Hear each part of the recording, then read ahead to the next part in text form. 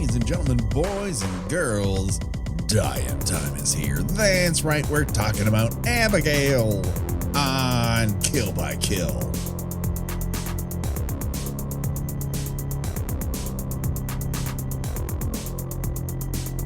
Well, greetings and salutations, Internet. It's your old pal, Patrick Hamilton, coming to you once again from a stately estate. What did they call it in Batman? Stately Wayne Manor. So they say stately vamp manor.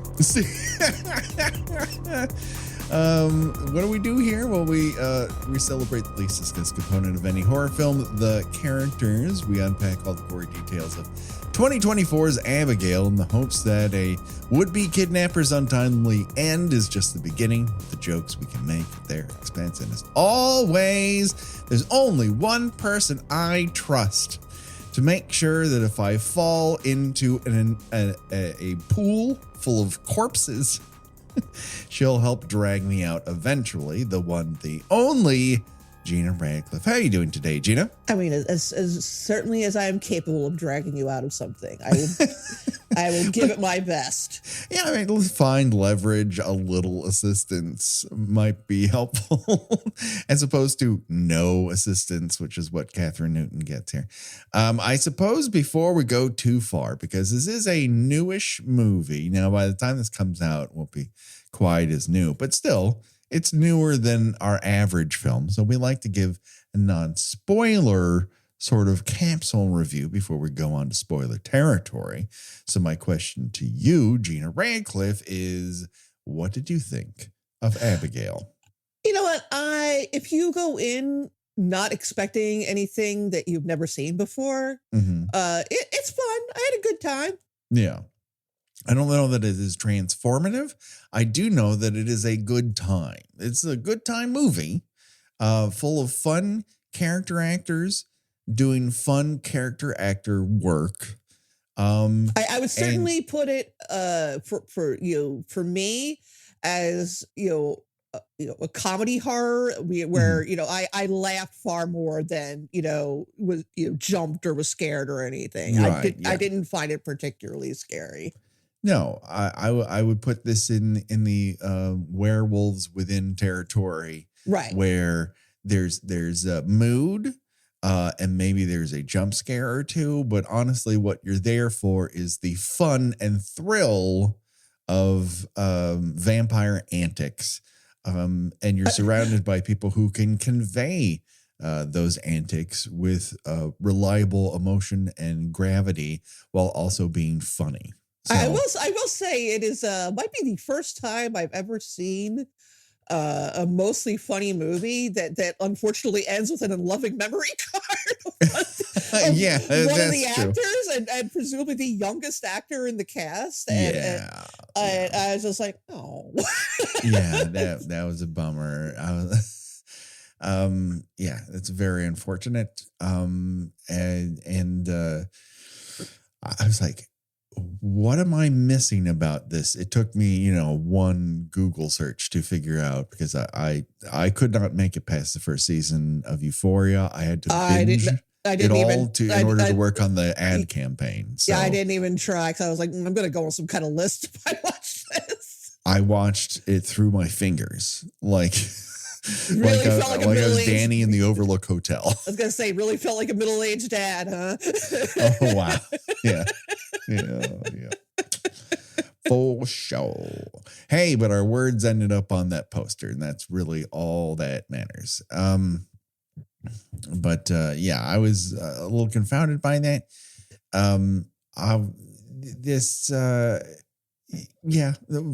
of the few tragic ends to a fun comedy. But what are you gonna do? I mean, obviously, you have to acknowledge the kid's passing, and it fucking sucks, man. It does. Like I did a quick read because I remember seeing the name, and I was like, oh right, I remember when that happened, and like it literally happened within like weeks after he filmed his scenes. So no, it's very sad and like a little bit of a jarring ending to an otherwise slight but entertaining movie. Yeah. I don't know that this is as deep as Ready or Not. No. No, But it's got there a were lot of the also same elements. Like they end in yes. virtually the same way, which I think is very funny. I think it is. They are. Well, that's also getting this. Is it going to be spoiler territory or I can't decide?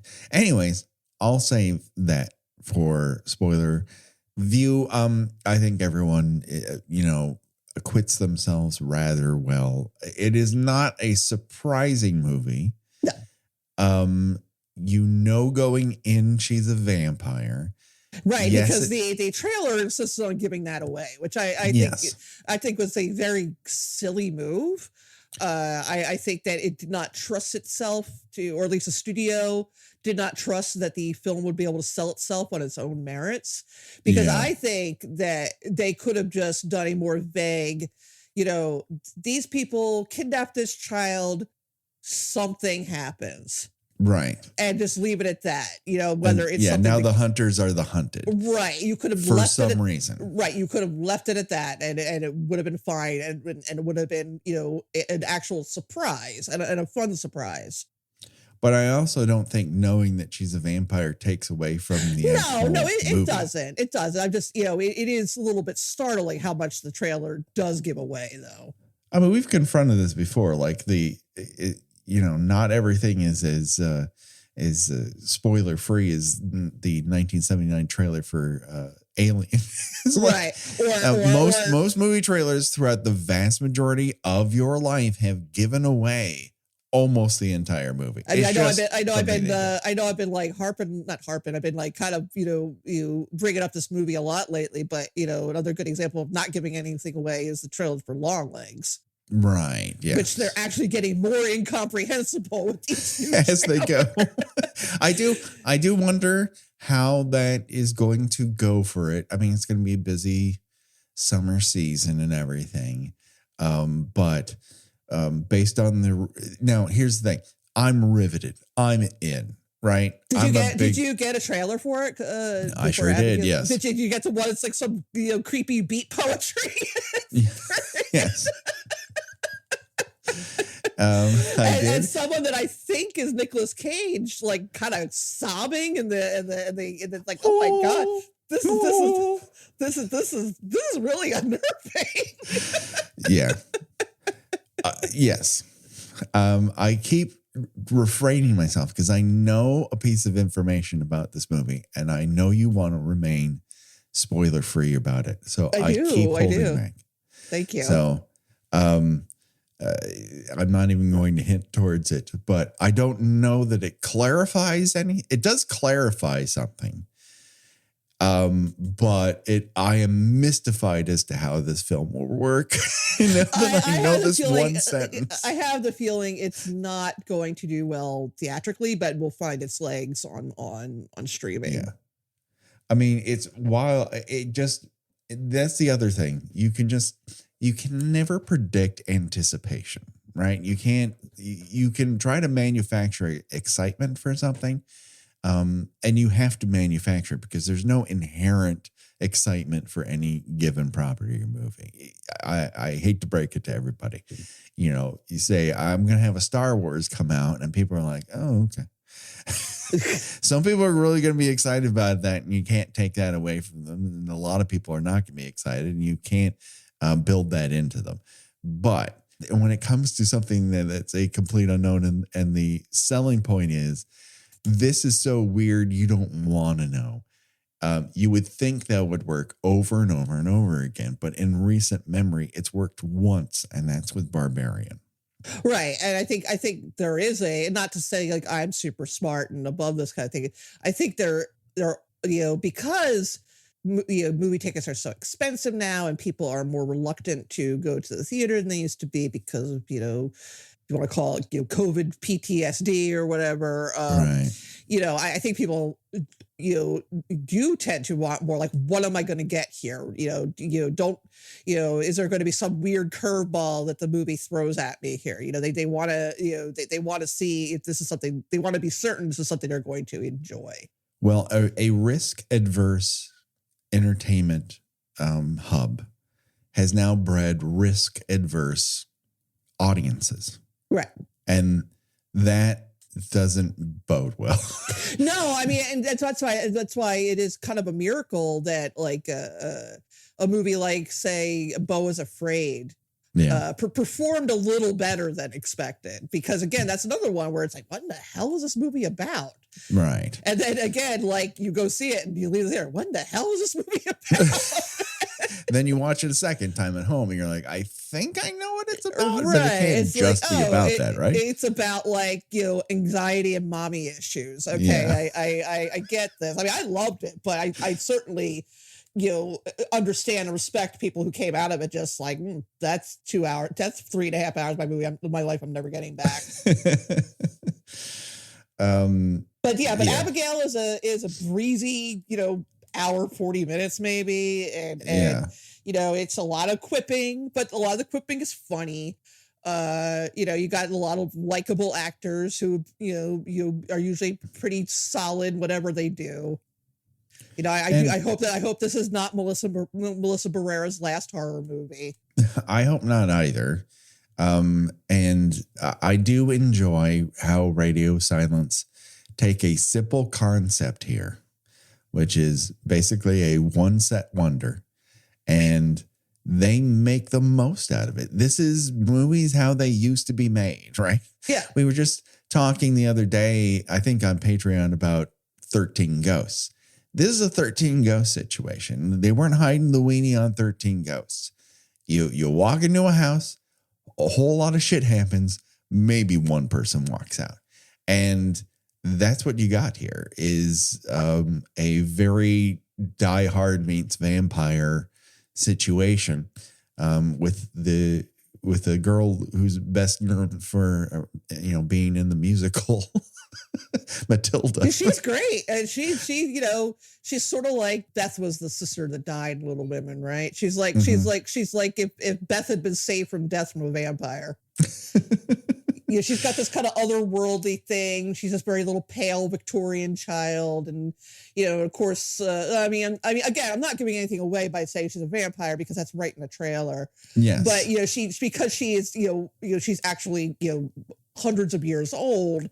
You know, she you know, once it is revealed what she actually is, she starts talking like a little adult, and you know, the only thing they don't play into it, I think, because this is generally a light and breezy movie, is you know, she's not the Claudia or Homer in Near Dark, you know, horny adult, a child's body. They bypass that, which I appreciate. I mean, she does curse and all, because you know, people love little kids cursing, and you know, but that's about the extent of it.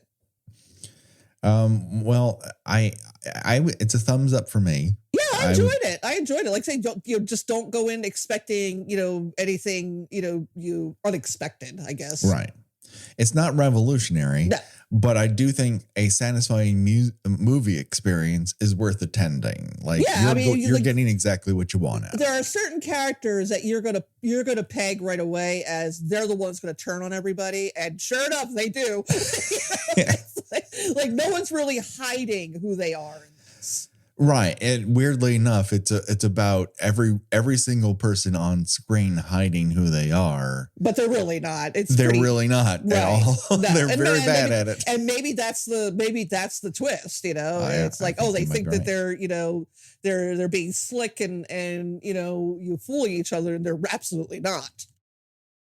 All right. Well, let's, of course, if you haven't watched it yet and you want to watch it before you listen to the rest of the show, now that you've been encouraged to watch it, pause right here, or, you know, re-download it several times. Go to your parents, loved ones, significant other's phone, download it there, and rejoin us now for spoiler territory. And you're absolutely right, Gina. It's the second movie in a row, not a row. The second movie in which Radio Silence has a completely bloodied up individual smile outside of the mansion where all hell broke loose. Smiled and put something in her mouth. Yes. We've gone from cigarette to lollipop. I had to say, as far as going in like not nothing comes as a surprise. Man, you don't put Giancarlo Esposito in the beginning of your movie and not have him show up at the end of your movie. That's right. You don't pay Giancarlo Esposito dollars and just use him in a 5-minute let's introduce the characters to each other scene. Yeah. And my only thing I was wrong about, I thought he was going to be the kid's father.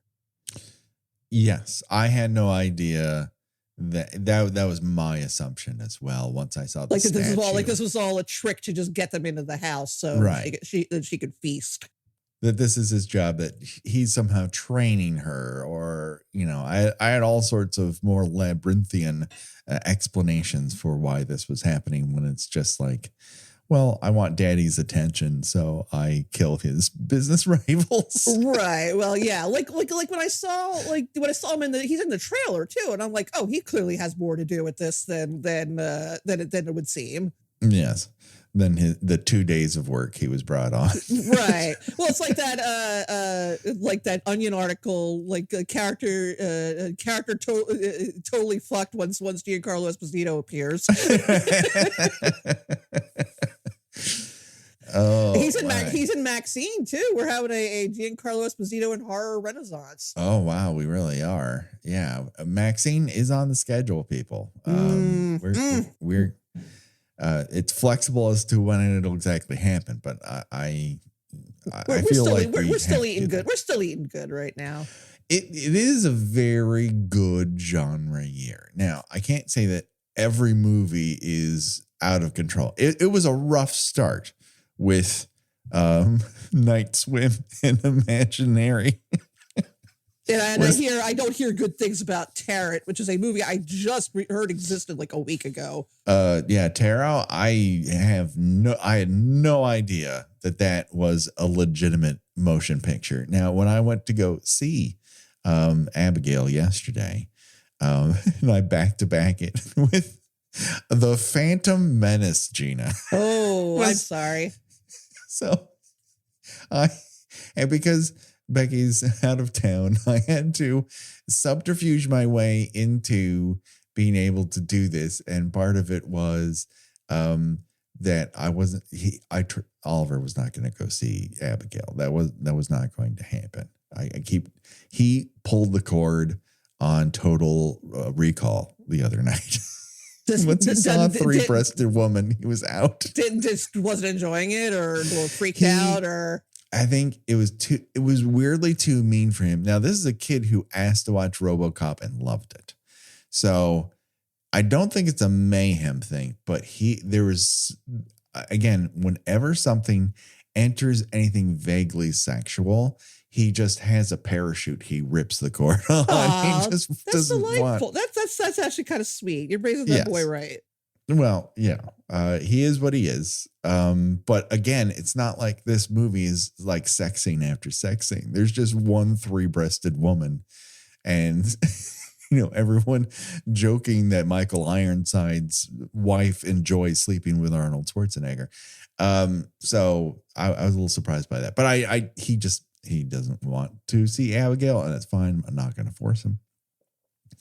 So I had to go see it, come back and grab him and take him to see The Phantom Menace because he wanted to see it on the big screen. And sure, I hadn't seen it on the big screen since 25 years ago. And weirdly enough, right, the same set of theater circumstances that I think often prevents people from wanting to go to the theater happened. Both times I sat next to people on their fucking phones, talking throughout the movie. This is not your living room. We've all decided to go to a third place to watch a movie, and you have to abide by third place rules. Reacting, thumbs up. Interacting, get the fuck out of here. I won't. I'm really spoiled on theaters that have no talking or using cell phones policy. I just can't. Yeah. I can't go anywhere else now. It is asinine to me that you pay these kinds of prices and they're like, I'm going to treat this like my living room. Well, this is why you're all having poor theater experiences, because this is not your living room. Stop treating it like that. I don't know how to crack people's skulls, but someone next to us during Phantom Menace had whipped out their phone at full fucking brightness. You tell me you don't know how to adjust the brightness of your fucking phone? I mean, I think that people are still, which is obvious, everybody has a cell phone at this point. But yes. You remember like back in the 90s when like, cell phones were, not exactly a novelty, but you could still, you could still manage okay without one. Right. And you be in like a shopping center or in a restaurant. I'm sure, obviously, I mean, you must have ran into this even more than I did because, living in Los Angeles, where people would make a point of, bringing out the phone and loudly having a conversation into it, where, I think people wanted to advertise both they had a cell phone and that they were so busy. Yes. And so in such high demand that they had to be reachable, 24/7. I think people are like that now, where they think that they are they're such so often needed by or wanted by other people that they can't put their phone away for like an hour and a half movie. I find it confounding. Yeah, no, it drives me. I mean, and it's only gotten worse since the pandemic because everybody has gone feral since then. You would think a global pandemic would make people more aware of their fellow man, and it's actually had the opposite effect. Like everything is just me, me, me. I'm the only person here. Yeah. And so that lessened the impact of both films, I'm sad to say. Also, two teenagers who were trying to scare one another rather than allow the film to try and scare them. Not into this. This is not okay. I would love to say it's the movie's fault. I wouldn't love to say that, but not every movie is going to catch someone's imagination and whatever. But they were just being a-holes. This was just something they would have done this if they were watching The Fall Guy or if they were watching Tarot. Oh, that's what I was going to say about Tarot. That is a brand new movie that was not anywhere in the 16 theater complex. It was not there. I did not. Somebody said three theaters running the Phantom Menace, all packed to the gills. A friend messaged me and said, "Oh, I saw Tarot last night. I saw like you saw what?" Wait a second. Someone reading Tarot? Yeah, it's like that's a movie. This is news to me, and I'm a film writer. Usually, when someone releases a movie, they decide to tell others in the hopes that they might be intrigued by that concept enough to buy a ticket. I've never seen a trailer for Tarot. Yeah, but it got theatrical release. Who released it? Well, let's investigate the mystery that is Tarot while we. Yeah, see, this is the thing. We liked Abigail, yes, but it's not a movie you do a deep dive into. Yeah, I'm not really sure what a deep dive would present us. I mean, with. We could talk. We are a character driven podcast. I think these have pretty colorful characters. Yes. Because I brought up Tarot, but let's save that as a joyful midway point treat. So let's start. The setup is a team of thugs is hired to kidnap the child of a crime boss in order to get a $50 million kidnapping sort of scenario. And all they have to do is watch her for 24 hours in this creepy old house. What could possibly go wrong? They get there, and she is very much pretending to be a victim. She makes a quick connection with Joey, played by Melissa Barrera. And she makes a promise as to not see that this Abigail be harmed by any of her teammates. This will not be an issue for the most part. Yeah, no. And of course, immediately, one of the other kidnappers, Frank, played by Dan Stevens, although he is listed here as Arthur, which is his real name. I don't know why you would do that, but okay.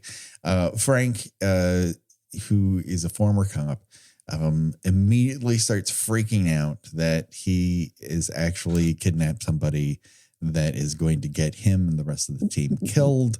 It ends up that's kind of true because they've kidnapped a vampire. The first person to discover this is the late Angus Cloud playing Dean in all his mush-mouthed glory.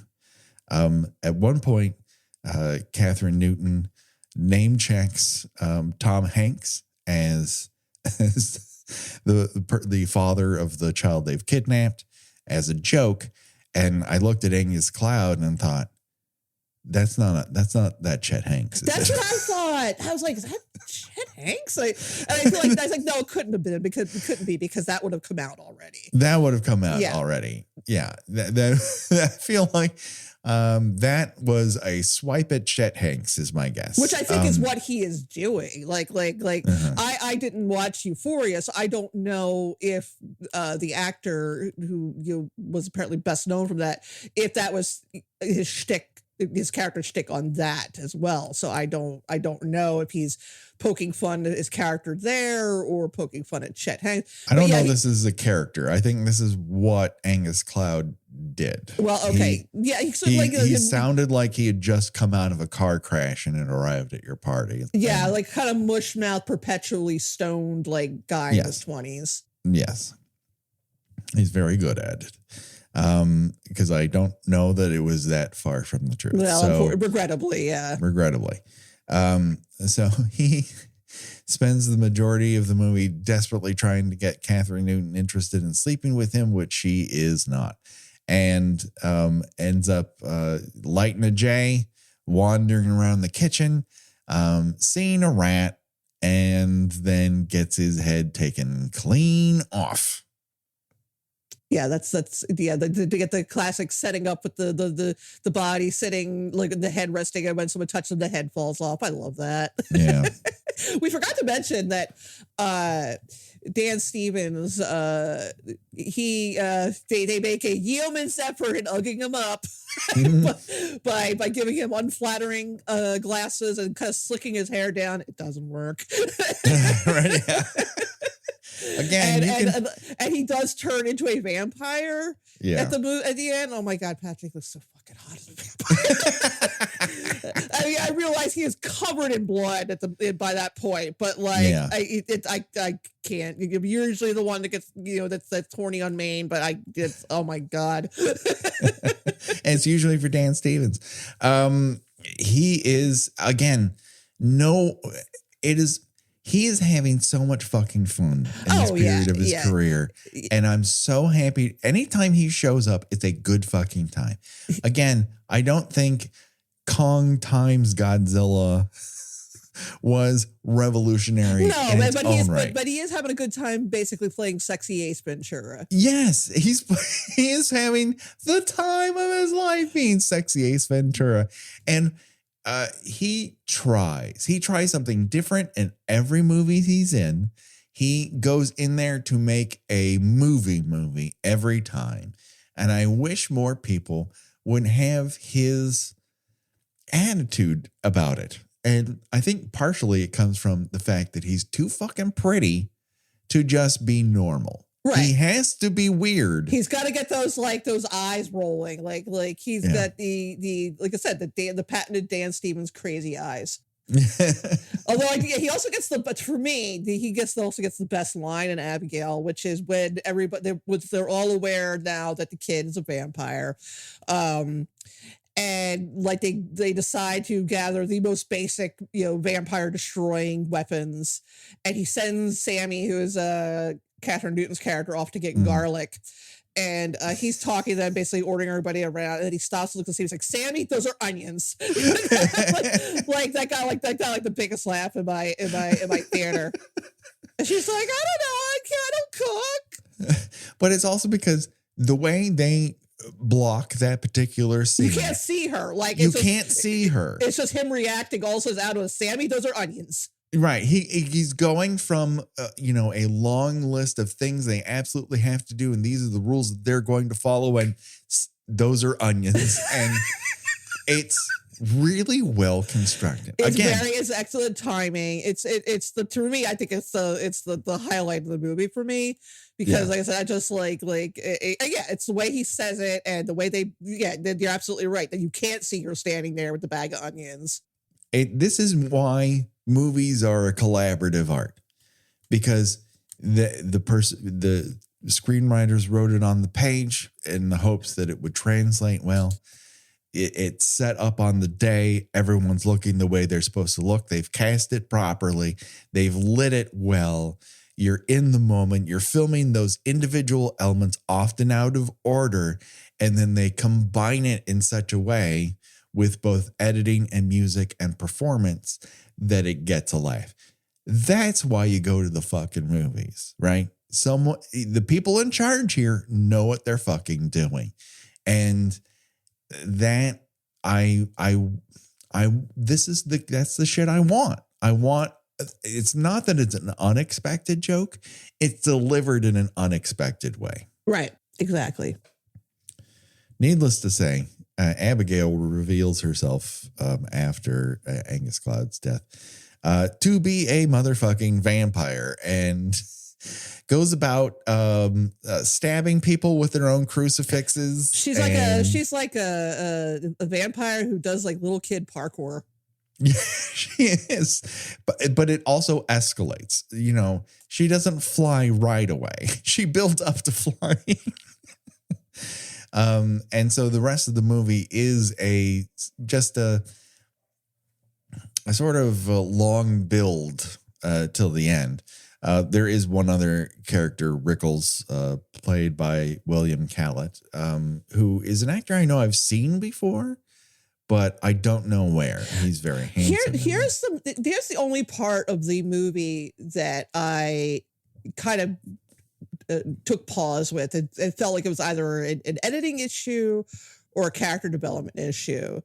Like within like a half a scene or two, he and Melissa Barrera's character are suddenly like making eyes at each other and, well, I trust you too, let's stick together, and like, you know, then he almost immediately dies, and so nothing really comes of that. I'm like, okay, where the fuck did that come from? Did I miss a scene where they like, you know, bonded over like, you know, some shared experience, but all of a sudden they're just like, yeah, you and me, babe, we're together in this. It's like, well, I think it's military experiences. Well, that's true. That's a good point.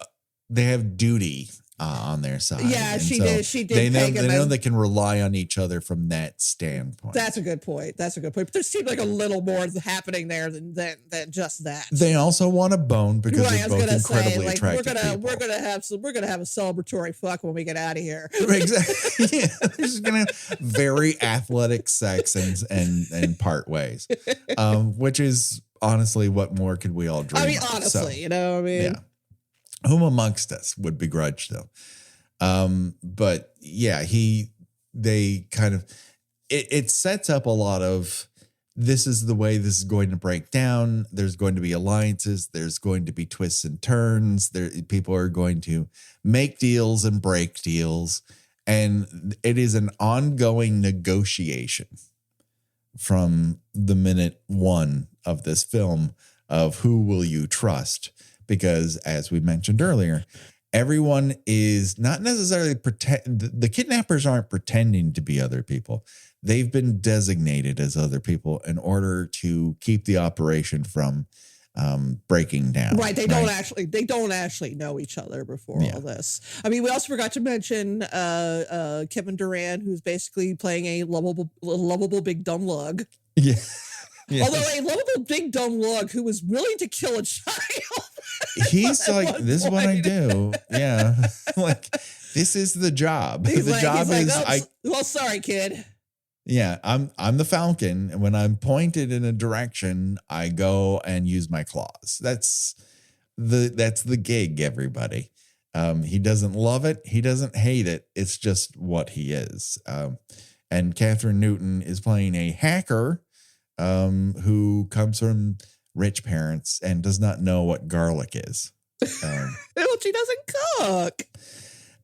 Catherine Newton is also on her own very interesting run. Yeah, She's a she's weirdo. kind of like the Micah Monroe of right now, where suddenly she's in like 4 different horror movies at the same time. Yes, but Micah Monroe, I will say, they are they're in similar positions, but they're different actors. Micah Monroe is the kind of person who appears on screen and her face doesn't move, and you're like, what's going on in there? And that draws you in. Yeah, she's got a little bit of a darkness thing going on, where Catherine Newton is very, sunshiny and and immediately likable. She is twisted. She is, I feel like, baby Dan Stevens. She knows that she's shown up to be cute, but has decided to be weird on top of it. And this back to back with Lisa Frankenstein really shows you that she can deliver a joke. She's not above a joke. She actually can deliver a joke, which makes it so sad that Ant-Man and the Wasp: Quantumania was such a non-entity. Oh, is she in that? I still haven't seen that one yet. Yeah, you don't need to. It's a fucking murderer's row of people in a movie. If I told you all these people are in this movie, you're like, that's got to be good, right? And it's not the worst movie you've watched, not by a long shot, but also it's not a good movie. It's just there. I wouldn't even say it's fine. I would say it is a limp noodle for reasons I can't quite decipher. Possibly because they've got a lead villain performance from a person that the audience had turned on rather heavily. I can't say that helped it, but it also has Katie O'Brien running around punching dudes in the face. I'm into that. I love that. You tell me Katie O'Brien's going to be running around zapping people? I'm into it. Not here. It fucking sucks. That's a disappointment. But Catherine Newton's in it, and she's just another person. I don't understand the impulse to recast the character with Catherine Newton, to give her nothing to do or not allow her to do anything. It's asinine to me. Here, she's at least allowed to explore this character in several different facets, from completely useless to a psychotic puppet of the main vampire as she is bitten and becomes the thrall of Abigail. And poor Kevin Durant is the person who ends up being on the other side of that rampage. I mean, I do like that. That is a clever touch in, where the obviously the vampire, someone in their thrall is a that's a common trope, but the way that they frame it is like she's almost like a puppet. They refer to her as a puppet, and that is exactly what's happening. If you get bit, you don't die, but you also don't exchange fluids. You're just enthralled. Yeah, you don't get if you know what you're doing. You don't get to operate under your own control. Right. Yeah. So she's kind of, but it's like, the kids doing, the ballet dancing. She's just kind of like, like a broken doll, almost like, and I like it. So it's actually kind of creepy in a way. Yes. Plus, with the mouthful of demon's teeth. I love how nobody can talk. Nobody can talk with these fucking teeth. Like not even like seasoned professional Giancarlo. He's still like, I'm working British man. Like, I love it. Nobody just don't make them have demon teeth until they start to bite people. I'd rather hear what their words are. I love it. Dave Stevens can't do it. No, the kid can't do it. Catherine Newton can't do it. Matthew Good can't fucking do it. Because it's like it's not just the fangs over the canines. It's a whole like appliance. So like they've got demon's teeth. Their lips are bulging out. It's like I don't think you can talk around an appliance like that. No. It's it should go on. Teeth are tough.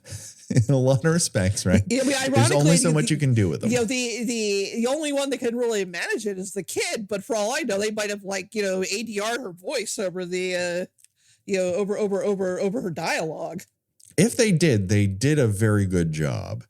But yes, maybe it's because her mouth isn't quite so big, or her teeth, maybe half of them are missing, like my kids. I don't know.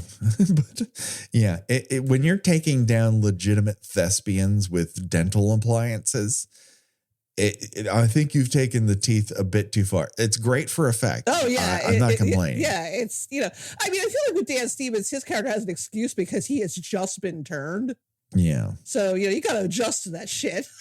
Right. Get but Matthew Good is supposed to be like this presumably centuries old vampire. And he's supposed to be Dracula. He's like, what's going on here?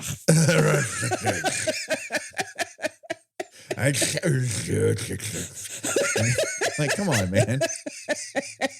Just they had to CGI out all the spittle flying out of people's mouths.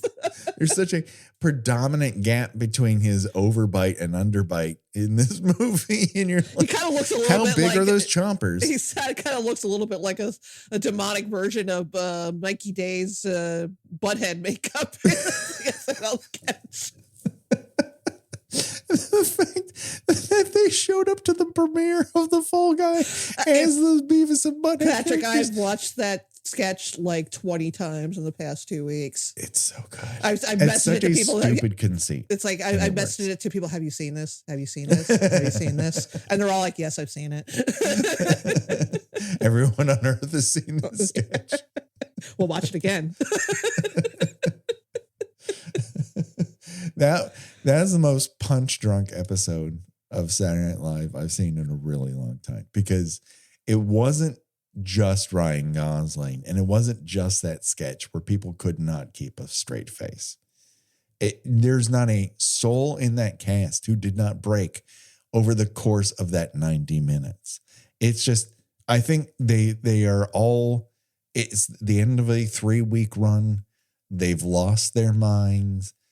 Ryan Gosling breaks he's not very Disney trained for a person who's done that show 3 times.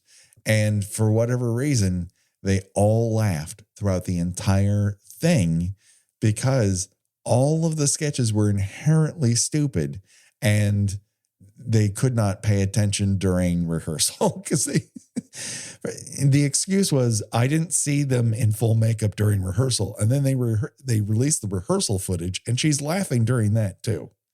It's just, I don't think you can confront that in real life and not break. Oh no, of course not. No. That's why I couldn't do live comedy, because I'd be like fucking Jimmy Falloning it all over the place. Well, a lot of it has to do with nerves too. Sure. And pressure.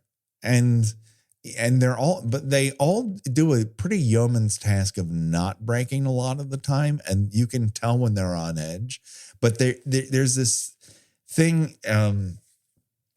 Let's get into Patrick's performer corner. So doing like live comedy or like doing storytelling or stand up and whatnot.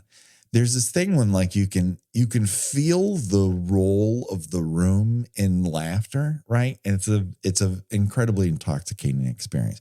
But you can feel like you're in the pocket of something, and the impulse is to laugh along with it, and I've followed that impulse a lot. But also, if you can just control it, it feels like your hand is grasping the laugh in the room. And you can manipulate the way you feel and ride that wave. And so, the best sketch performers are able to do that. But you can't ask people to do that all the time. No one is perfect. And you had an entire episode of people who are known for not fucking breaking breaking hard throughout the entire show. Well, what I love is one of my also favorite recent, well, not recent, like 10 years ago at this point, but is it was Kristen Wiig's last episode, and she had known for being pretty good at not breaking, and it's that whole thing with her.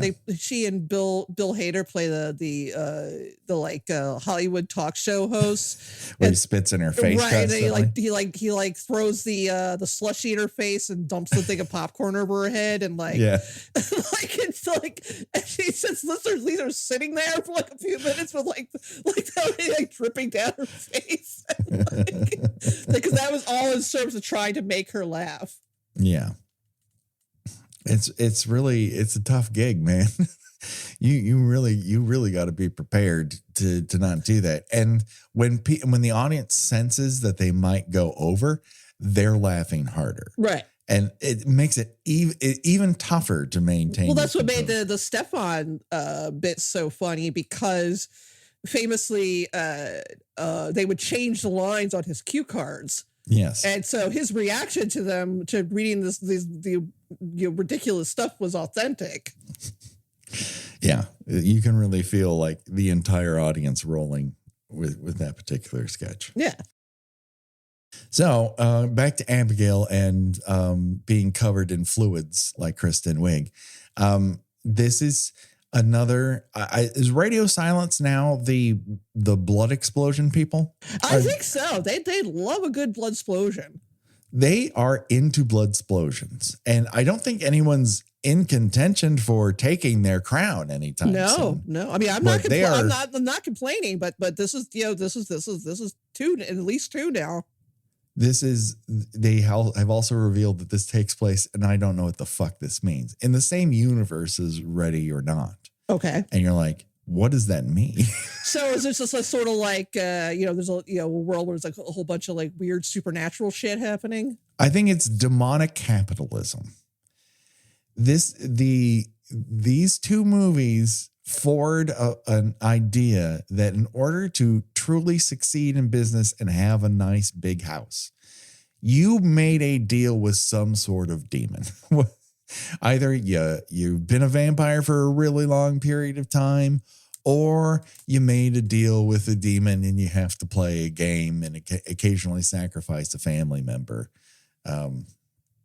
That is my guess as to what unites these movies. I mean, I'm here for all rich people are inherently evil movies. I'm 100% down with that. Yeah. The rich aren't like you and I averse. I'm cool with, for sure. Yeah, no. And yeah, who haven't we discussed that? Like, no, I think we got them. I mean, like Melissa Barrera is the lead girl. Mm-hmm. I like her. I liked her in the new Scream movies. I'm sorry that she is not being given a shot to do more of them. For the crime of having an opinion. Yeah, how dare you not want a genocide to occur and think that's a bad idea? You absolutely should definitely be punished. And I genuinely hope this is not the last we see of her, because, obviously it is nice to see a non-white actress, leading a horror movie. Mm-hmm. I think she's, got a very likable presence. And she seems to have the respect of her peers, and also Radio Silence were never going to give her up. I think they walked out of Scream 7 simply going, I think we've accomplished what we wanted to with this, and we're going to hand it over to other people. And I have said on record, I was very, very excited for the director they had originally handed the movie to. But then when Barrera got, knocked off, he quickly followed. And I'm not into going to see Scream 7. No, I mean, especially, I realize people are excited. They're bringing Nev back, and it's like, they're bringing. She's gone for one movie, people. They're bringing Nev back. Yeah. It's like, I just, I don't want it. I'm good. It leaves me with a bad taste in my mouth. Even if again, I have nothing against putting Kevin Williamson in the director's seat, I think that's a great idea. Unfortunately, the producers fucked my interest in it. They fucked over the entire thing. If they wanted to do that for 8, that would have been fine. If they just wanted him to be the director anyways, but not fire Melissa Barrera, I would have been into it. But once you do that, once you commit the sin of you're not allowed to condemn a genocide, I'm sorry. I'm not into your movie. We're not going to cover it on the show. Will we take a hit? We could have gotten an easy big numbers episode. Sure. I don't fucking care. It's not worth it. We at least try. We at least feign having some level of integrity on this. Right. I'm sure.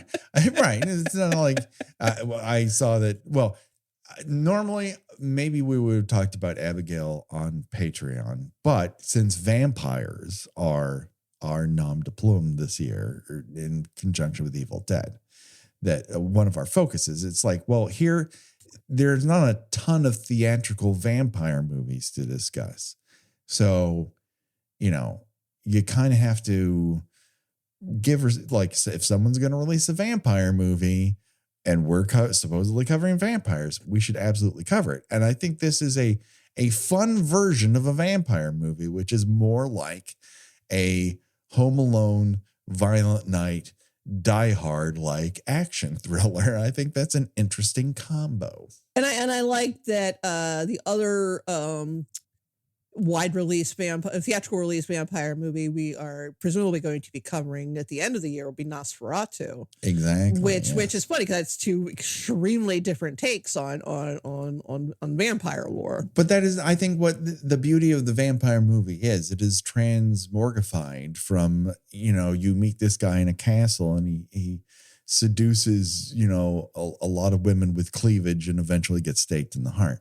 Like, the vampire movie has transformed into so many different types of movies. It's this movie plus vampire that it makes it interesting. And I think Abigail really follows our idiom, as it were, to steal from Monty Python, in that it is essentially a slasher movie. Yeah, wrapped this is up not in vampire. like if your preference for vampires leans towards like the sexy vampire, you're not getting that here. I mean, I accept that I stand probably alone in my thinking that Dan Stevens as a vampire is disturbingly sexy. I don't think he's supposed to be. That's not the intended goal. It's just a side benefit of the Dan Stevens factor. Yes. But is there any, I mean, Matthew Good shows up at the end. Matthew Good, another one of our, the world's greatest. I've decided to, no one's going to hire me just because I'm good looking. It's time to be a complete weirdo. And I'm into it for that. Yes. This movie's full of full-time weirdos. Oh yeah. And they're all having fun. They're all enjoying themselves. When Giancarlo Esposito bites Dan Stevens and like transforms, he looks like he's having so much fun. He's like, drink, yes. he's just like hamming it till the cows come home, like leering and making faces, and it's he's just having such a good time. See, it's not currently on the schedule. It's in the bullpen, but I'm interested in comparing this to Innocent Blood, the other vampire v crime movie I can think of off the top of my head. That is another movie which features Don Rickles, whose head pops off, which is hilarious.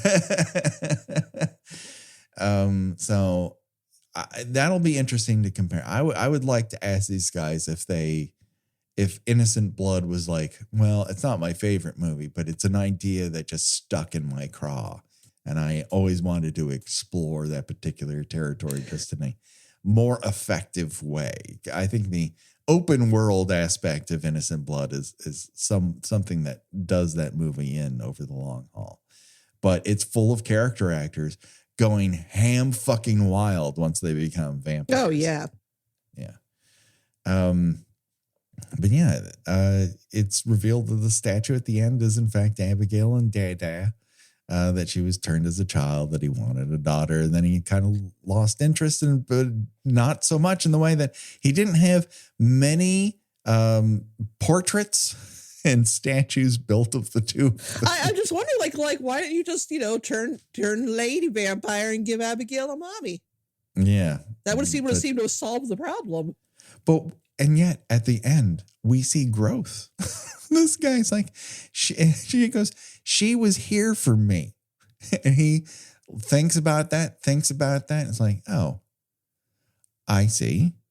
You would like responsibility out of me. Perhaps I should do that. It's like, all right. There's one non-shitty parent in a radio silence movie. All right, we're making progress. They had a vampire breakthrough. Vampire breakthrough. Fuck your weekend. It's vampire breakthrough from now on. And so I don't think we would absolutely be remiss if we did not choose our own death venture, and that's where we decide of the deaths portrayed in the movie. If you were forced to die in one of those ways, which one would it be and why? And hold on. Yeah, unscroll that list. Hold on. Someone needs to have written this down. Yeah, these are, I think I remember the top of my head. They're all pretty good. You've got decapitated. You've got bitten. Half your face ripped off and a reckless grin. That's Rickles. Yeah, kind of getting a two-faced jobber there. You've got throat ripped out, I guess, is what would have happened to Kevin Durant's character. Yes. Like, because he didn't she bit him too much, like he bled to death. Yeah, she really enjoyed it. And again, that's a good performance. Another movie would have just had the kill scene and not examined what it was like for her. This movie does. She kills, she rips into him and then it's like, oh, blood. Oh, blood, good. Blood make me feel great. Goes in for more. And then that's what I want. I want thought. Right. She explodes. Then in sunlight. Dan Stevens explodes. Yes. Giancarlo Esposito explodes. So we got a number of big. I'm doing them out of order, but that's I think that's about the gist of it. Yeah. So which way would you choose to die, Gina? You know what? I think I'm gonna take Dan Stevens because he was having a lot of fun. He was having a lot of fun. And that explosion came pretty quickly. So I think I'm gonna go with that because at least if I don't want to go out a bitch. So I think I'd at least turn me into a vampire before you kill me. Right. As opposed to just a simple decapitation. Right. I just don't want to be like, I don't want to just, get my throat ripped out by somebody and then just bleed to death. That's no fun. Yeah. Yeah. I'm going Catherine Newton because she's got a fun outfit and she's got cool sneakers and she's got great hair. And she explodes too. So it's pretty quick. Yeah. I love it.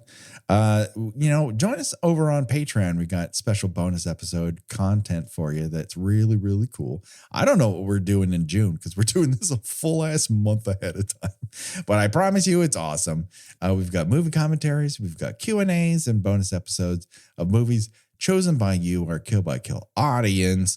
Josh Hollis does all of our artwork. Go to joshhollis.com for artwork like this, and then go to Revenge Body Memphis at bandcamp.com for our theme song and other remixes. Gina, where can people find you on these here internets? I write about movies and television at thespool.net. I have a Substack, GinaWatchesThings.substack.com, and you can find me on most social medias under Gina Does Things. Do it today, people. Check it out. We're on your social medias too. And we enjoy it when you rate and review the show on iTunes or your podcatcher of choice. Let us know what your favorite horror movie death is in a movie that we've covered. We'll talk about it on the air. We don't care. What the fuck is tarot?